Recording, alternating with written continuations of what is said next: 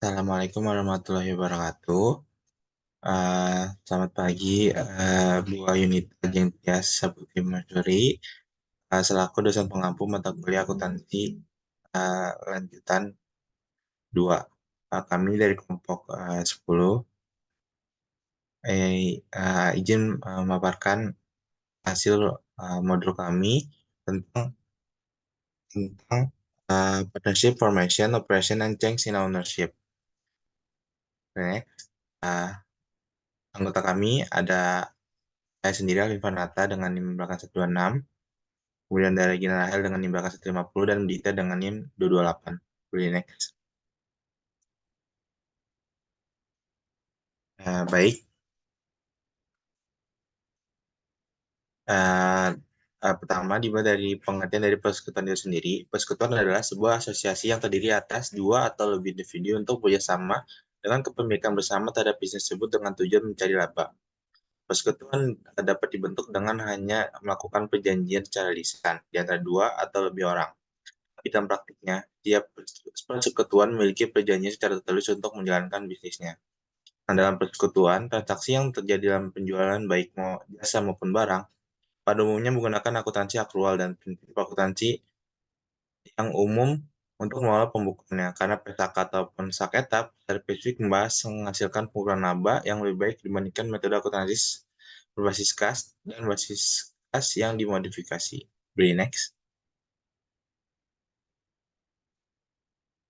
Nah, dalam persekutuan ada pertama catatan itu dimulai dari investasi awal persekutuan. Nah, pada investasi awal persekutuan tidak terbatas hanya penyetoran modal berbentuk aset saja, juga jenis aset lainnya seperti aset tetap. Nah, untuk penyetoran aset selain kas sebagai modal awal, yang digunakan penyetoran adalah fair value. Dan untuk jurnalnya, untuk investasi awal persekutuan, secara jurnal sama dengan uh, akuntansi akuntansi dasar itu. Jika menyetor kas, maka jurnalnya adalah kas pada modal persekutuan. Dan juga kalau misalnya disetor adalah berbentuk aset, maka jurnalnya adalah aset-aset yang disetorkan pada modal sekutu. Nah, dalam nilai porsi dan persekutuan, berkenal ada adanya pendekatan bonus dan goodwill. Nah, pendekatan bonus dan goodwill ini muncul ketika uh, uh, porsi dalam persekutuan menjadi masalah ketika sekutu sepakat untuk membagi kepemilikan modal dengan persentase yang sama, tapi jumlah modal yang disetorkan itu tidaklah sama. Perbedaan mendasar antara pendekatan bonus dan goodwill. Kalau pendekatan bonus, presentasi modal itu dibagi sama rata, sehingga baik sekutu satu dan sekutu dua mempunyai modal yang sama. Nah, sementara goodwill, dia mengakui adanya goodwill dengan cara pertama mengakui kepemilikan modal yang lebih besar. Kemudian nanti dikurang dengan net aset, kemudian akan muncul goodwill. Nah, nanti goodwill akan dicatat. Boleh next?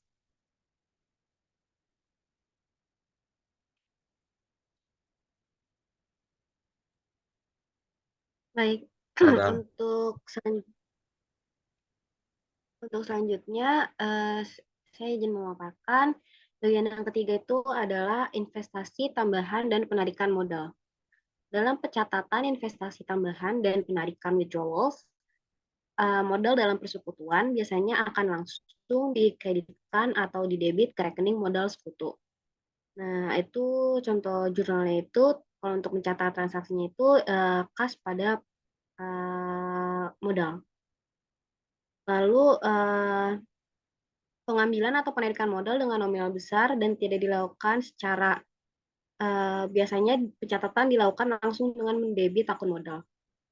Lalu yang keempat itu ada operasi persekutuan.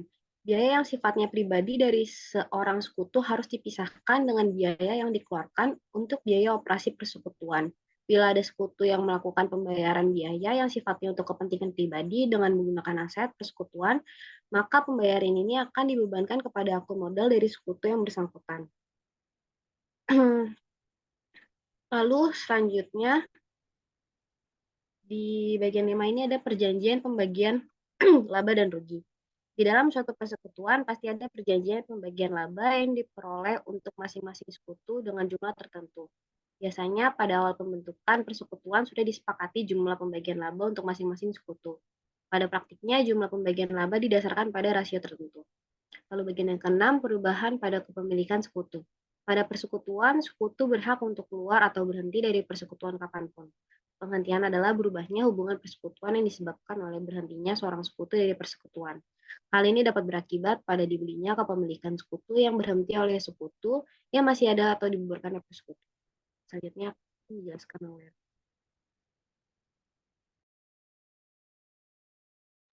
Selanjutnya adalah pembelian kepemilikan dari sekutu lama.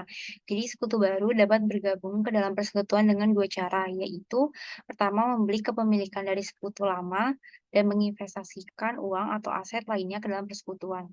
Dengan memilih melakukan cara pembelian kepemilikan pada sekutu lama, maka persekutuan lama dibubarkan, kemudian pembukuan ditutup dan membentuk persekutuan baru dengan perjanjian persekutuan yang baru pula. Selanjutnya, poin H, berinvestasi pada persekutuan yang telah ada. Dalam suatu persekutuan, dimungkinkan untuk memasukkan sekutu baru dengan berinvestasi pada kas atau aset lainnya. Aset baru yang dibawa oleh sekutu baru dapat saja dilakukan revaluasi, tetapi dapat juga tidak dilakukan revaluasi. Bila jumlah yang diinvestasikan oleh sekutu baru mengidentifikasikan sekutu lama, memiliki nilai aset yang tidak tercatat, total evaluasi nilai aset persekutuan baru didasarkan pada investasi oleh sekutu baru. Selanjutnya, poin I, berhentinya persekutuan yang disebabkan oleh kematian atau berhentinya sekutu. Di dalam persekutuan ini, bila ada sekutu yang meninggal dunia atau memutuskan untuk berhenti dari persekutuan, maka persekutuan harus dibubarkan dan harus melakukan likuidasi modal ke sekutu yang meninggal atau mengundurkan diri. Jadi, pada poin ini terdapat 3 metode untuk pencatatannya. Pertama ada metode bonus, kemudian ada metode goodwill, dan terakhir ada metode revaluasi total aset. Boleh next. Selanjutnya adalah contoh soal berbentuk pilihan ganda. Soal pertama adalah penggabungan antara dua orang atau badan atau lebih untuk memiliki bersama-sama dan menjalankan suatu perusahaan guna mendapatkan keuntungan. Disebut jawaban yang benar adalah E dan B yang benar. Kemudian soal nomor 2, di bawah ini yang bukan termasuk karakteristik persekutuan adalah jawaban yang benar adalah C, tanggung jawab yang tidak terbatas. Boleh next slide. Soal nomor 3, saldo modal A 50.000, modal B 30.000, dan modal C 20.000. Pembagian laba rugi masing-masing adalah A sebesar 45%, B 35%, dan C 20%. Tuan O ingin masuk menjadi anggota dengan menyerahkan uang 40% untuk penyertaan sebanyak 25% dari modal persekutuan yang baru. Berapa tambahan modal yang diterima Tuan A? Jawaban yang benar adalah A, sebesar 2.250. Selanjutnya soal nomor 4, berikut ini yang bukan merupakan prinsip pemilikan dan pengolahan bersama adalah jawaban yang benar adalah D, yaitu silent partner tidak memperoleh laba atau hanya gaji saja. Slide selanjutnya. Soal nomor 5, karakteristik persekutuan yang menyebutkan mutual liability artinya adalah jawaban yang benar adalah C, yaitu tanggung jawab terhadap utang persekutuan adalah pada sekutu-sekutunya. Soal nomor 6. Apabila Yeri dan Yerin mendirikan persekutuan Gonogini dengan perbandingan 1:3 dengan total modal 600 juta, apabila kemudian masuk sekutu baru Reza yang menyetor modal sebesar 240 juta, maka besarnya modal bila diakui dengan metode bonus adalah sebesar, jawaban yang benar adalah C, yaitu 280 juta. Boleh next slide. Soal nomor 7, apabila Yeri dan Yerim dan Anton yang mendirikan persekutuan Gonogini tersebut diakui modalnya menggunakan metode goodwill atas masuknya Anton sebagai sekutu baru, maka besar goodwill Anton adalah jawaban yang benar adalah B, yaitu 60 juta. Soal nomor 8. Dalam aturan persekutuan perjanjian, persekutuan harus menentukan kecuali jawaban yang benar adalah E, kondisi kerugian tambahan. Boleh next slide. Nomor 9, karakteristik persekutuan adalah umurnya terbatas. Hal ini disebut juga, jawaban yang benar adalah D, yaitu limited life. Soal nomor 10, karakteristik persekutuan yang menyebutkan participation on partnership profit artinya adalah, jawaban yang benar adalah A, masing-masing sekutu mempunyai hak di dalam pembagian laba atau rugi persekutuan. Selanjutnya akan dijelaskan oleh teman saya. Baik, selanjutnya soal bagian esai. Untuk nomor 1, soalnya itu Cat mengakui Dok sebagai mitra bisnisnya. Akun-akun dalam buku besar Cat pada tanggal 30 November tahun 2015, tepat sebelum masuknya Dok, menunjukkan saldo sebagai berikut.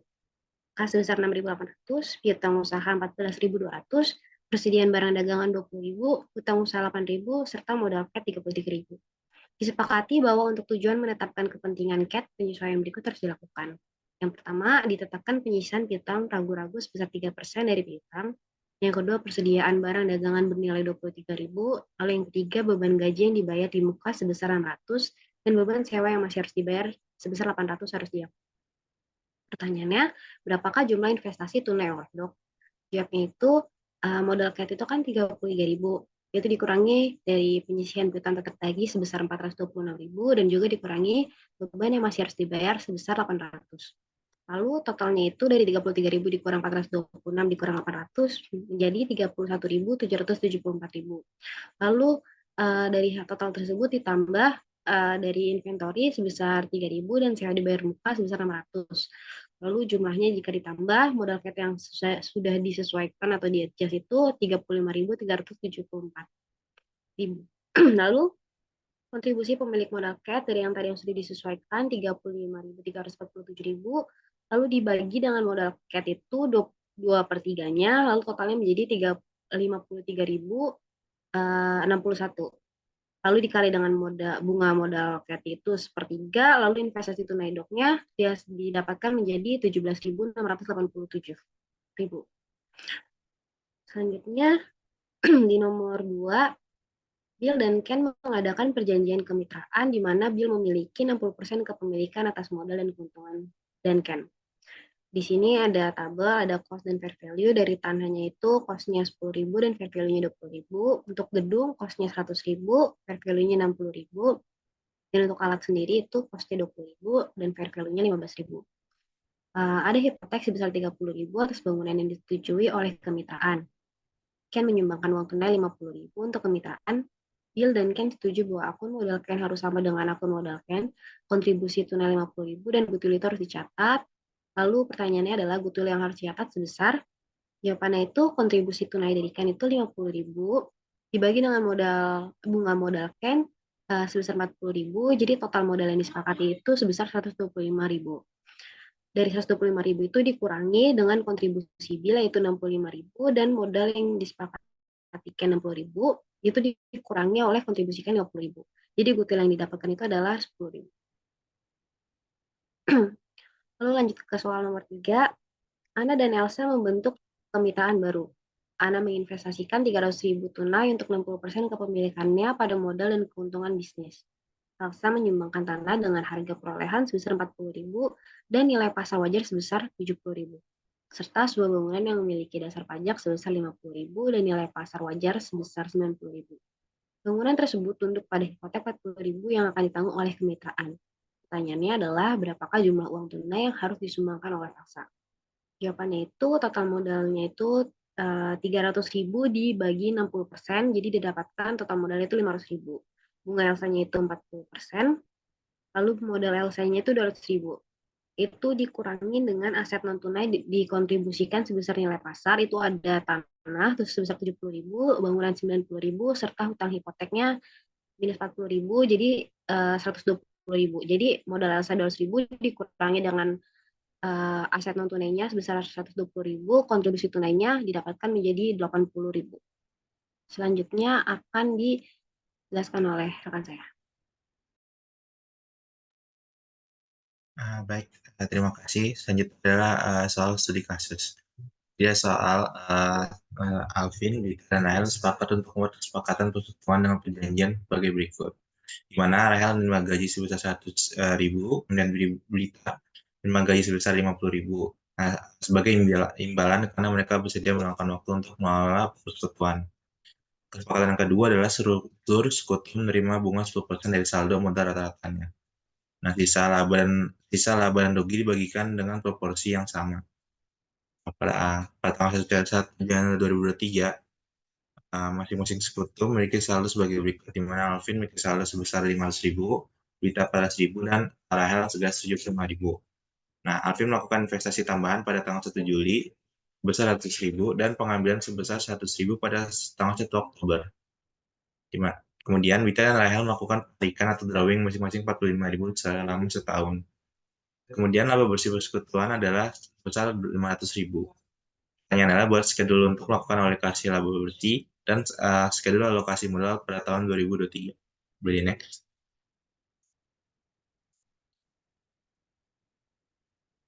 Untuk pertama, dihitung adalah bunga untuk masing-masing sekutu.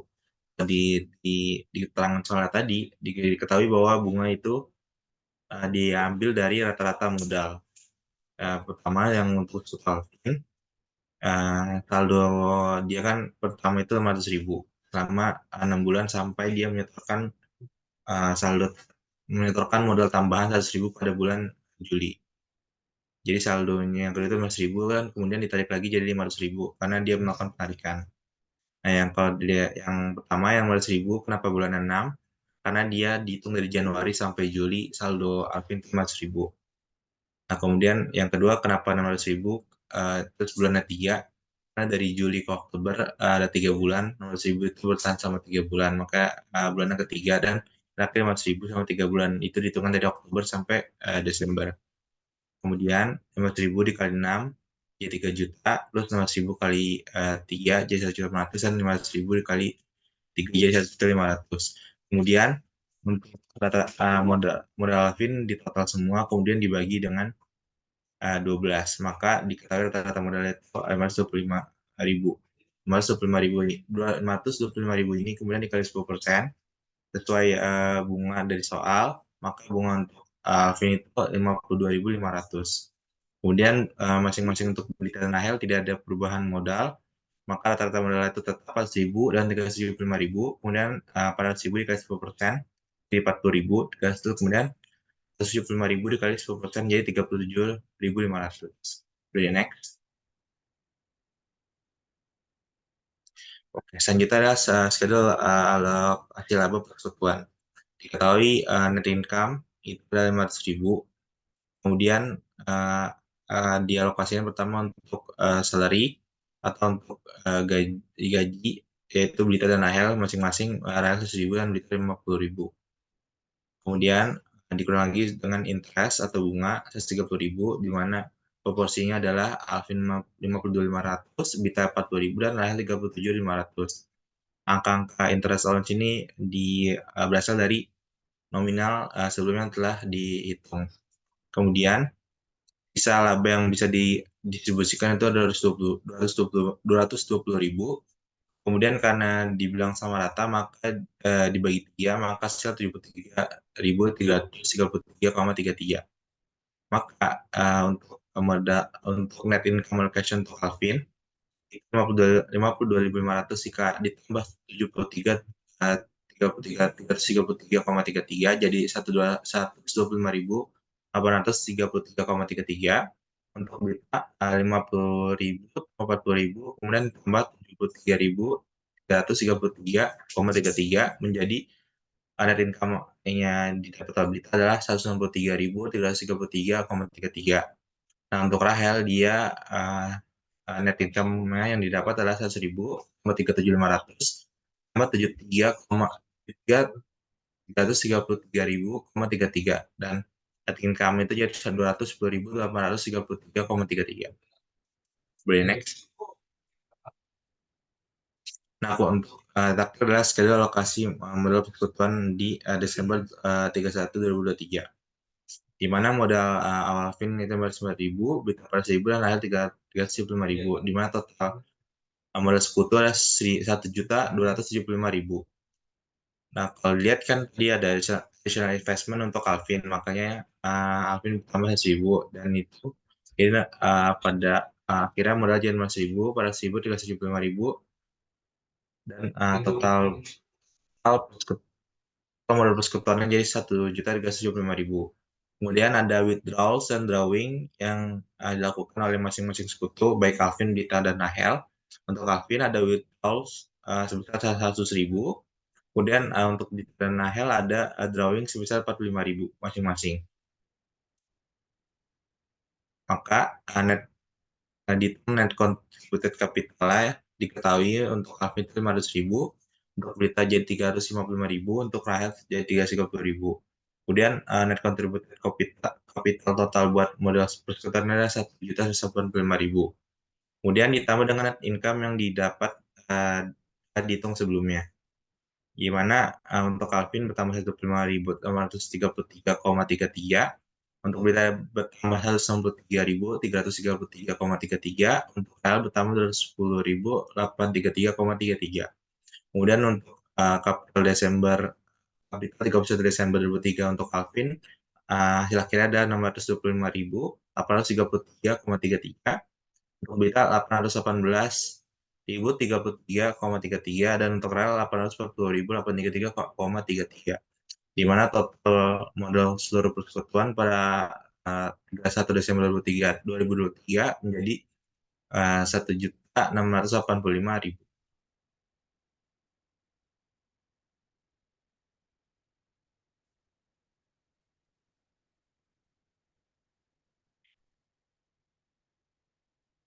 Baik, demikian presentasi yang dapat kelompok kami sampaikan. Semoga apa yang kami sampaikan dapat menjadi pengetahuan bagi pribadi dan bagi teman-teman yang menonton.